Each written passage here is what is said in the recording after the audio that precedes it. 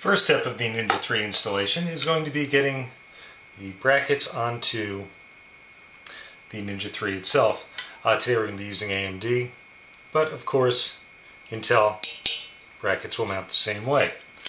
Brackets installed very simply. Just lay them down, 4 screws. Now when I say 4 screws, there are 2 in each bracket. With the brackets installed, Ninja 3 is prepped to be installed into the case. Next we're going to put the back plate into place, right onto the back of the motherboard,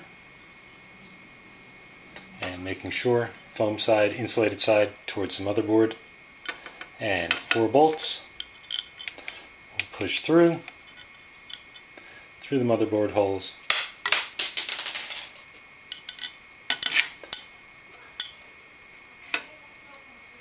In place just for the moment.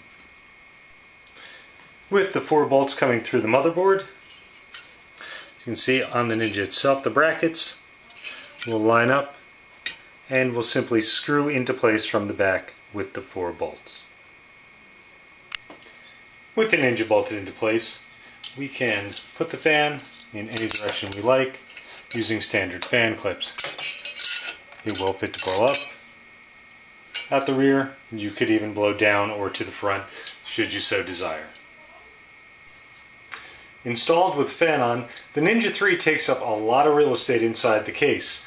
Taking a look, you can see it on this particular motherboard, which is a Gigabyte UD5. It blocks all of the RAM slots and then some. Even without the fan, it blocks the first 3 RAM slots.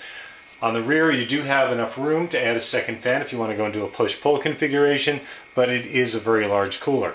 It's also a very cool looking cooler. As I said, no flashy LEDs, but this pattern looks very interesting, bolts look great, and of course the 4 towers completely separated and see-through all the way down to the CPU.